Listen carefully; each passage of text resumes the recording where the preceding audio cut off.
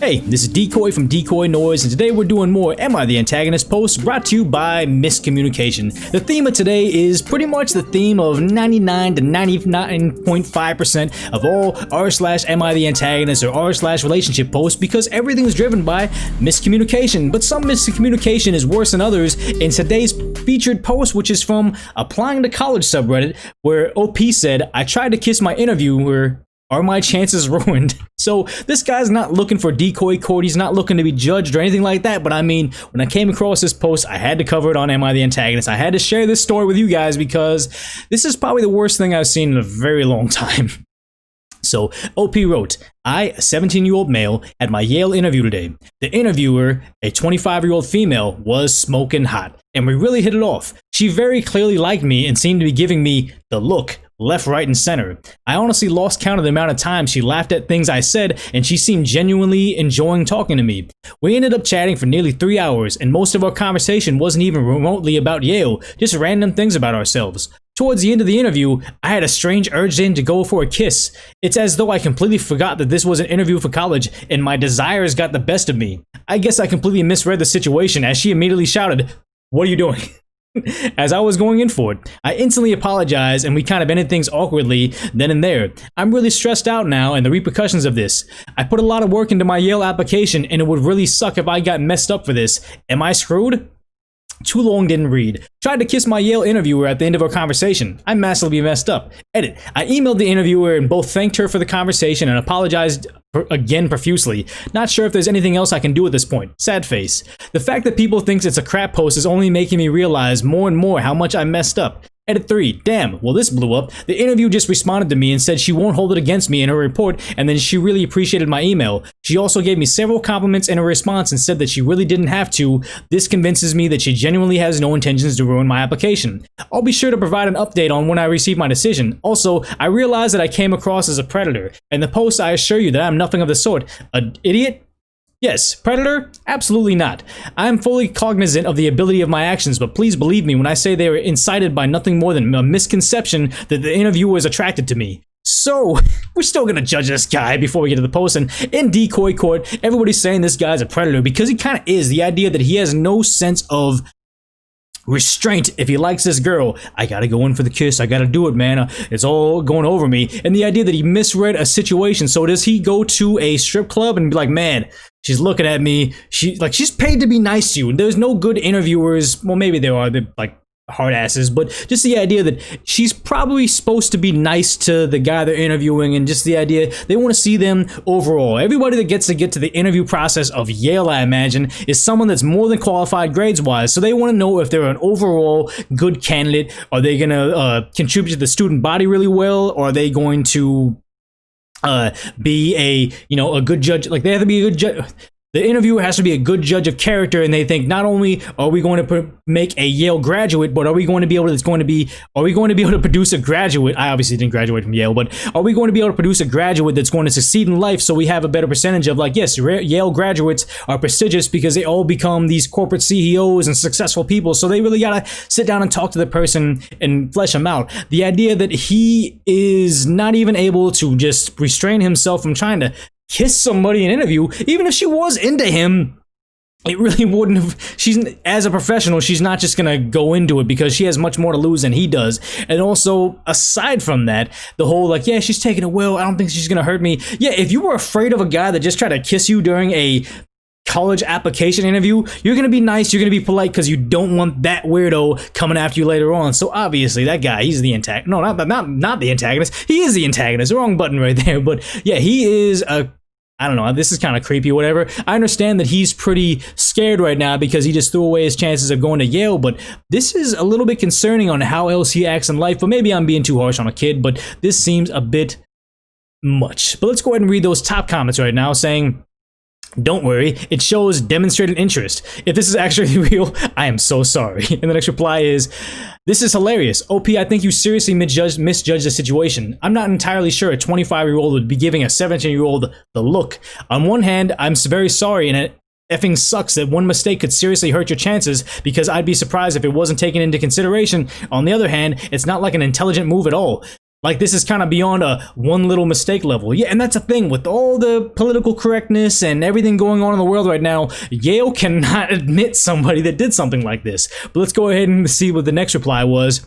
This gives me confidence for my Yale interview tomorrow. No matter how bad I mess up, I don't think I'll try to hook up with my interviewer. And the next reply is, in a show of solidarity, everyone should try to kiss their interviewers. They can't reject everyone. And honestly, maybe I would just... I'm not gonna do this, but you know, you're just going for the kiss. I'm like, hey, this is a Korean Irish culture. How dare you not cater to my culture needs?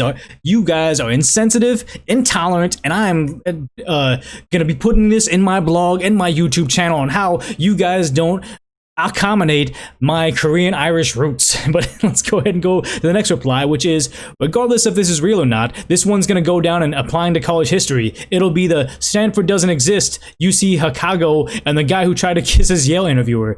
And there's a link to the other two, so I don't know, whatever that post is. So, I mean, obviously, no one's on this guy's side. That was a pretty terrible thing. But let's see if there's any gems over in the controversial section. So they said, I bet that that was a rare situation for the interviewer. Make sure to stream Rare by Selena Gomez to make sure this has no impact on your application. I don't know what that is.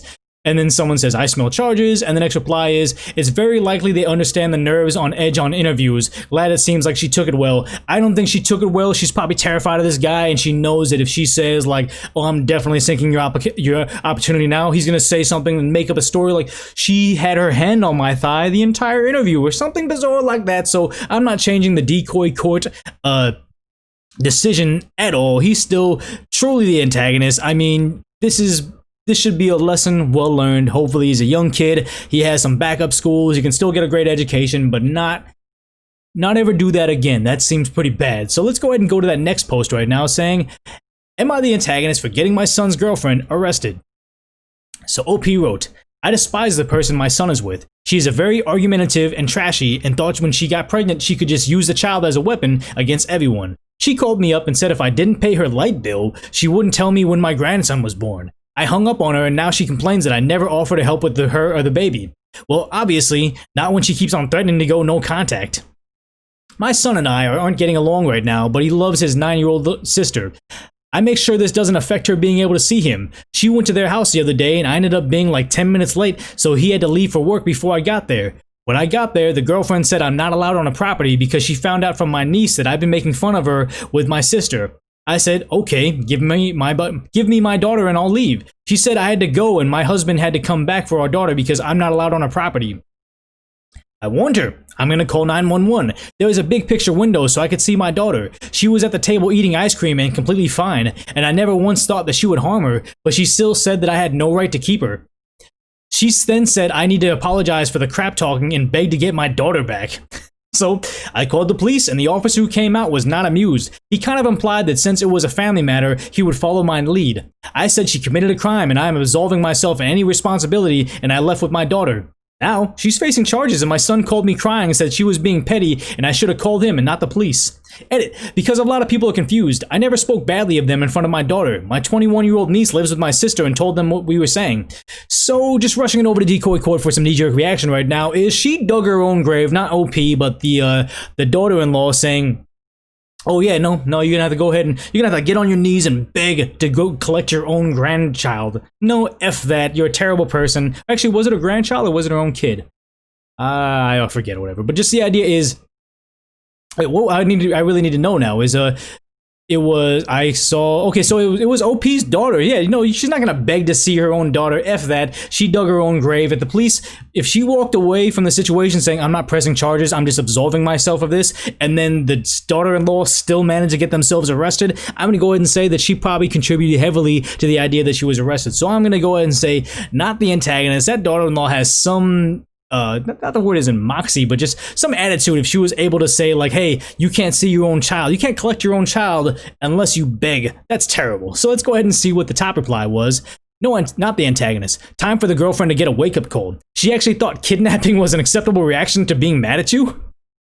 The next reply was, the fact that the son was trying to defend her actions by saying she was just being petty is shocking. That girl held OP's daughter hostage and expects her to just sit there like everything is alright. If she ever babysits and pulls the same crap, she shouldn't be surprised if the same thing happens when she does it again. And I imagine after all this, there is no possible way that the son and daughter-in-law are going to be babysitting that child. After she got arrested for probably some pretty heavy charges, this is probably the end of that relationship being civil.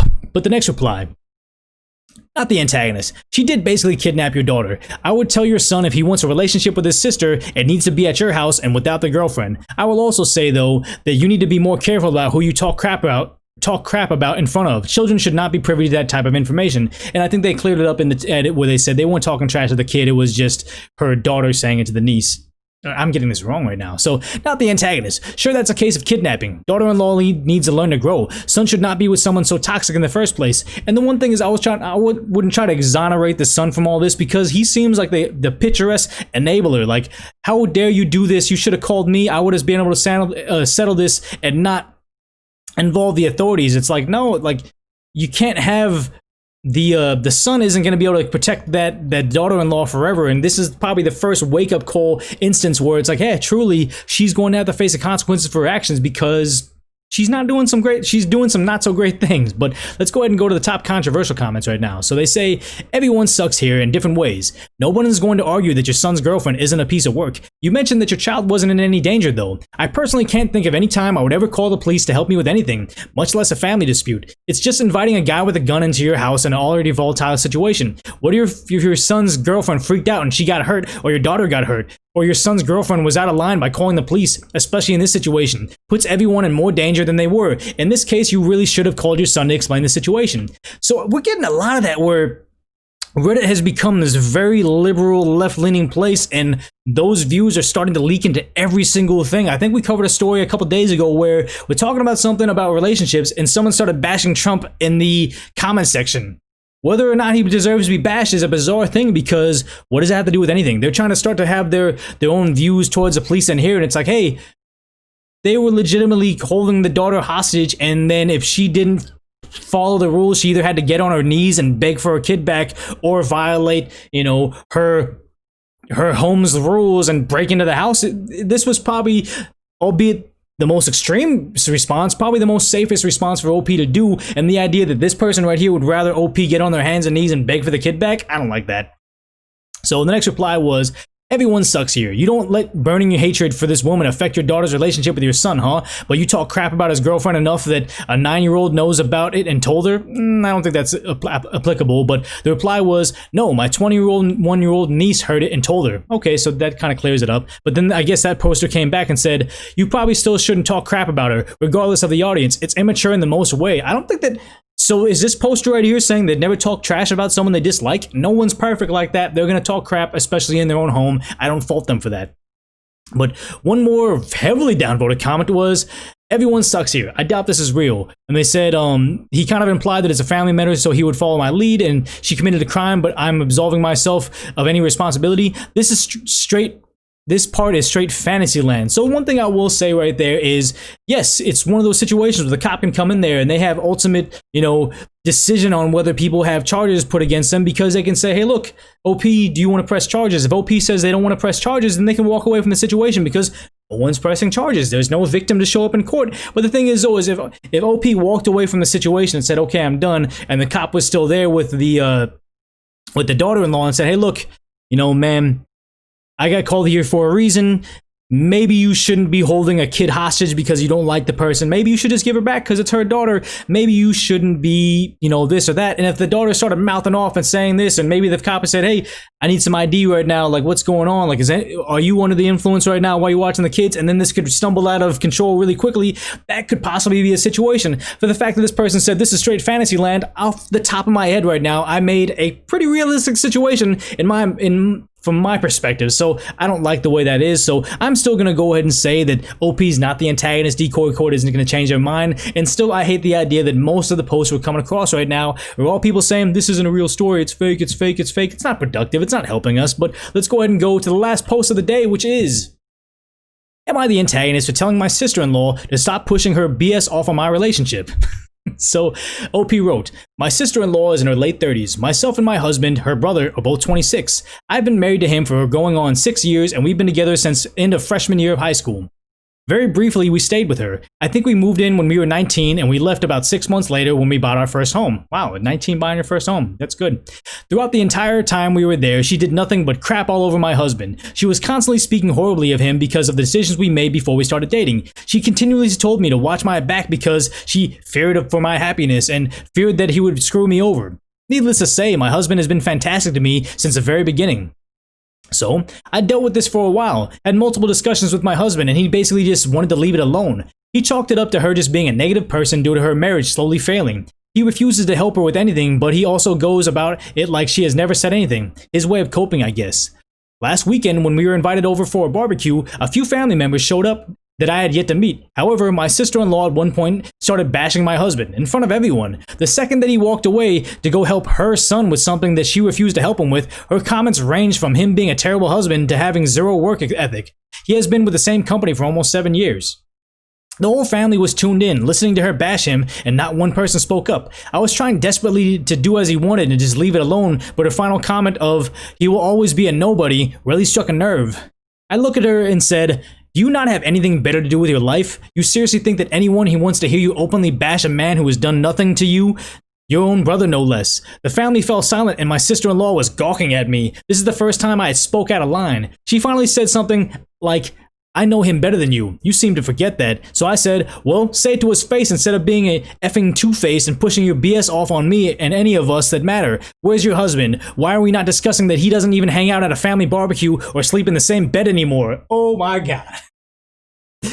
She stormed away from the table telling me that my disrespect was disgusting. Apparently she was crying in the bathroom when my mother-in-law found her. Everyone in the group started saying things like, is she always like this? Or, he seems like a damn good man to me. Or, yeah, where's Chris anyways? Chris is sister-in-law's husband. So needless to say, everyone was on my side except my sister-in-law, who has gone to great measures to make sure that I have known she now effing hates me and thinks I'm a dumb person.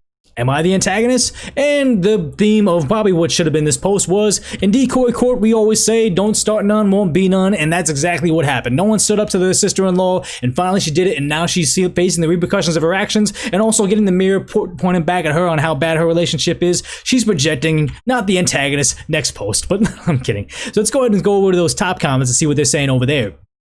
Not the antagonist. You are boss. This was murder by facts. You spilled the tea and she just something up.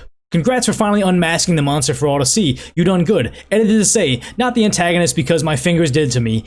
And thank for the strangers, they gave me gold. It didn't even hurt. Okay, shut up.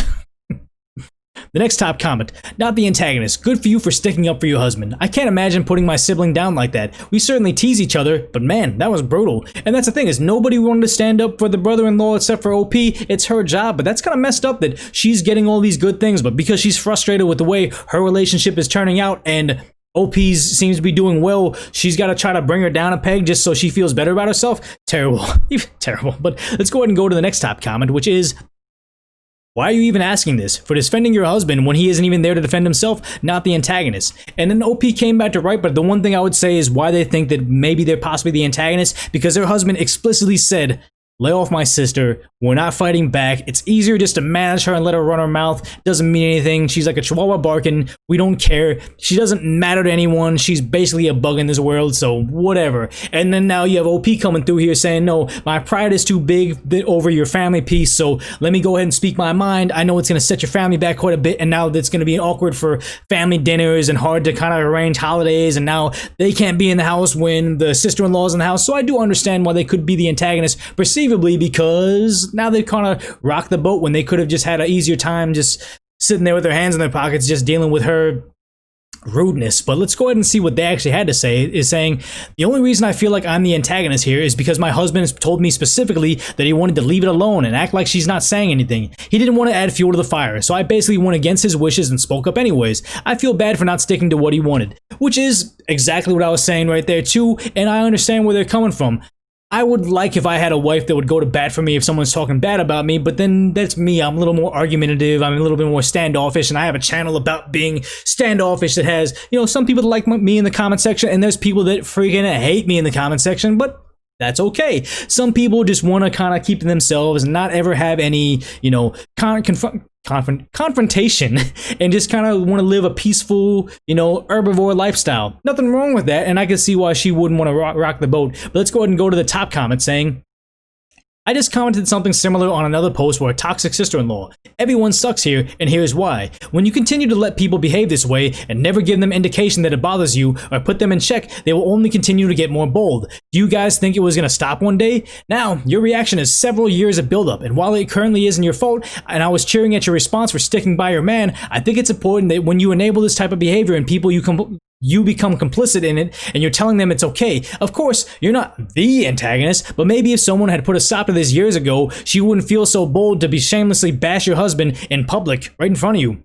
Forget her sister. She probably feeds her negativity and participates in it. You don't need those type of people anyway. And OP said, very well said. Thank you for your feedback. I have wanted to say something for years, but didn't simply because my husband didn't want me to. I realize now that it should have been said years ago. So I like that post right there because it really breaks down the, hey, now you're rocking the boat and maybe you shouldn't have done it, that's why you're the antagonist. I don't agree with the idea that they said, hey, you guys were complicit with building this monster by never shutting down her bashing of other people and just letting her become more emboldened to say negative things and think that's what normal people do. I don't think it's up to OP to raise the sister-in-law. She's an adult, she's married, she should be able to figure out that, hey, that's not how adults are raised. Just because you're the only adult in the room, quote unquote, doesn't mean you're in charge of everybody's happiness. I don't agree with that at all because I think that it's just, hey, if you're an antagonist and you're an adult, you're going to be treated accordingly. We need to stop coddling everybody around us because, hey, maybe he didn't learn about that when he was in elementary school, that we shouldn't talk bad about it, so we should just let them continue to do it. Like, nah, I'm not about that, but I do see why other people would kind of be like, hey, Decoy, don't be the antagonist. So I'm going to go ahead and say that, yeah, OP, you're not the antagonist. That's the final judgment, but, you know, well, that's not the post. So miscommunication was the theme, but as we go along with the different evolutions of DecoyNoise, bringing back new subscribers and having old subscribers return, I really like that this community has still continued to become a very neutral ground. In the very beginning, everybody used to bash each other incessantly and really get in arguments just like over on Reddit, but I feel like the Decoy Court has really cultivated an area that it's kind of a neutral ground where people can have different backgrounds and different feelings about, you know, liberalism, conservatism, being overreactionary towards people and saying you need justice or these people are the victims or whatever it is with these, you know, relationship BS problems that we're covering over here. But we're all just having a good time arguing but still seeing each other eye to eye, and I don't think that ever comes up in anywhere else on the internet because everybody's so divided. So if you want to join the Decoy Koi Pond, make sure you subscribe down below. Make sure you get the notifications on because as this channel grows, you don't want to miss out. I'm going to figure out a way to make it so you guys get the Decoy Koi coin in some way. It'll be a thing where maybe I open up a join section on the DecoyNoise website where you have to pay money for it, but I think I can just award it to you guys with no money to use. So if you see the join button, I'm not asking for money. It'll just be a way where I can start to say, hey, when you post and you've been a loyal follower, you've been a loyal commenter, and you give me good feedback, you can have a nice little avatar next to your name, or it's like going to be a coin or something to signify that you are that original Decoy Koi. But as always, if you made it to the far end of the video that are now 20 minutes long, I want to thank you for hanging out with me. You're helping this lockdown situation go by quicker. You're seeing the likes, you're seeing the hearts. Make sure you guys are liking it too. Make sure you're sharing it with someone that may like a guy with lots of curly hair with a headband that's just kind of becoming, what is it, Jack Sparrow at this point in time. Share it with someone that might want to see that, but if nothing else, go ahead and put this on autoplay and watch the next episode of DecoyNoise coming up next.